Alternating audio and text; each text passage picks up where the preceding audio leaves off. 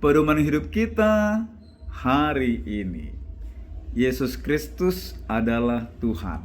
Filipi 2 ayat 5 sampai 11. Demikian firman Tuhan. Hendaklah kamu dalam hidupmu bersama menaruh pikiran dan perasaan yang terdapat juga dalam Kristus Yesus, yang walaupun dalam rupa Allah tidak menganggap kesetaraan dengan Allah itu adalah sebagai milik yang harus dipertahankan, melainkan telah mengosongkan dirinya sendiri dan mengambil rupa seorang hamba dan menjadi sama dengan manusia. Dan dalam keadaan sebagai manusia, ia telah merendahkan dirinya dan taat sampai mati, bahkan sampai mati di kayu salib. Itulah sebabnya Allah sangat meninggikan dia dan mengaruniakan kepadanya nama di atas segala nama, supaya dalam nama Yesus bertekuk lutut segala yang ada di langit dan yang ada di atas bumi dan yang ada di bawah bumi, dan segala lidah mengaku Yesus Kristus adalah Tuhan bagi kemuliaan Allah Bapa. Saudara yang kekasih, hari ini kita memasuki Minggu Palmarum, saat di mana kita mengenang ketika Yesus Kristus masuk ke Yerusalem. Ini bisa kita baca dalam Matius 21 ayat 1 sampai 11. Palmarum berasal dari daun palma yang dilambai-lambaikan oleh orang banyak. Mereka berseru, "Hosana, tolonglah kami sekarang." Makna rohaninya, Yesus datang sebagai raja, tetapi bukan raja duniawi, melainkan raja yang rendah hati, jalannya menuju salib, bukan menuju tahta duniawi. Masuknya Yesus ke dalam Yerusalem ini mau mewujud nyatakan nubuatan Zakaria di dalam Zakaria 9 ayat 9. Yesus disebutkan di sana sebagai raja yang lemah lembut, menunggang keledai, dan masuk ke dalam Yerusalem. Orang banyak bersorak, "Hosana, diberkatilah dia yang datang dalam nama Tuhan." Mereka menyambut Yesus seperti raja, tetapi hanya beberapa hari kemudian mereka berseru, "Salibkan dia." Ini ironi iman. Memuji Yesus saat mereka senang, menolak Yesus saat kenyataan tidak sesuai dengan harapan mereka. Dari Palmarum ini kita mendapat pengajaran, yaitu bahwa kemuliaan sejati dalam kerajaan Allah selalu melalui kerendahan hati dan pengorbanan. Pertanyaannya, apakah kita benar-benar mengakui Yesus sebagai Tuhan dalam hidup kita? Surat Filipi ini ditulis oleh Paulus kepada jemaat Filipi yang sudah mulai mengalami perpecahan. Di sana ada egoisme dan keinginan yang menonjolkan dirinya sendiri. Paulus tidak langsung menegur mereka dengan keras, tetapi menunjukkan teladan Kristus. Karena kesatuan tidak bisa dipaksakan, tetapi lahir dari hati yang seperti Kristus. Paulus menekankan adanya perlunya kesatuan, perlunya kerendahan hati, perlunya hidup dalam kasih. Ia memakai Filipi 2 ayat 5 sampai 11 ini adalah nyanyian kristologis, Chris Hymn, untuk menunjukkan Yesus sebagai teladan dan Tuhan. Yesus Kristus adalah Tuhan. Tuhan dalam bahasa Yunani adalah Kyrios. Dalam bahasa Ibrani adalah Yahweh.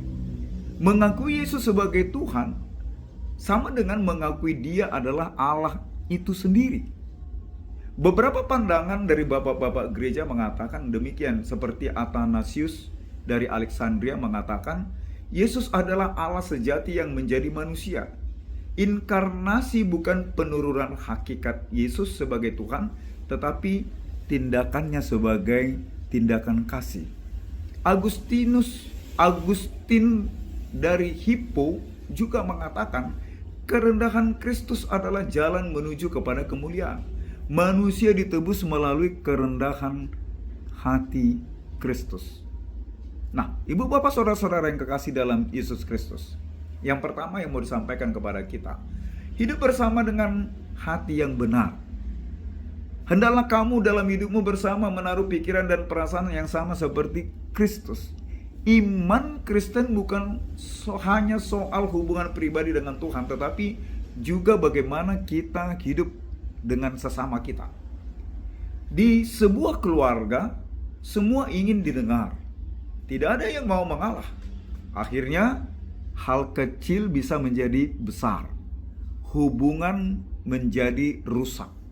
Di dalam gereja juga demikian. Jika semua ingin di atas, tidak ada yang mau di bawah, maka persekutuan di dalam gereja akan menjadi retak. Kunci hidup dalam kebersamaan adalah miliki hati seperti hati Kristus. Yang kedua, pikiran dan perasaan Kristus. Inilah inti dari bagian ini. Yesus mengosongkan diri. Ia adalah Tuhan, tetapi tidak mempertahankan haknya sebagai Tuhan. Dia datang sebagai manusia. Ia menjadi hamba, bukan raja duniawi, tetapi menjadi pelayan. Ia taat sampai mati, bukan mati, bahkan mati di kayu salib. Bayangkan seorang pemimpin besar, punya jabatan tinggi, dihormati banyak orang, tetapi suatu hari ia turun langsung membantu orang kecil, melayani tanpa pamrih. Itu sudah luar biasa. Tetapi Yesus jauh lebih daripada itu. Dari surga dia turun ke dunia. Dari kemuliaan masuk kepada penderitaan. Dari Tuhan menjadi seorang hamba. Inilah kasih yang sejati. Yang ketiga, Allah meninggikan Yesus. Karena ketaatannya Allah meninggikan dia. Prinsip rohaninya, dunia berkata, naiklah setinggi-tinggi mungkin. Tuhan berkata, rendahkanlah dirimu, aku yang akan meninggikanmu. Padi yang berisi, semakin dia berisi, maka dia semakin merunduk. Hidup yang diberkati Tuhan bukan semakin sombong, tetapi semakin rendah hati. Bagian yang keempat, nama di atas segala nama. Allah memberikan kepada Yesus nama yang paling tinggi, kuasa yang tertinggi. Tidak ada nama yang lebih besar dari nama Yesus. Bahkan di dalam nama Yesus ini semua bertekuk lutut. Bagian yang kelima, segala lidah mengaku Yesus adalah Tuhan. Akan datang waktunya semua orang percaya, bahkan yang tidak percaya, semua akan mengakui Yesus Kristus adalah Tuhan.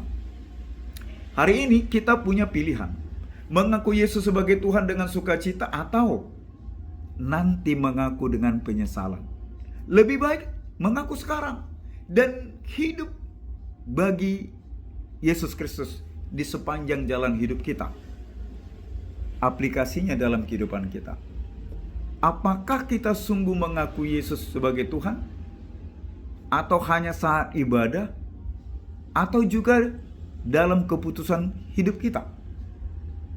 Apakah kita memiliki hati seperti Kristus?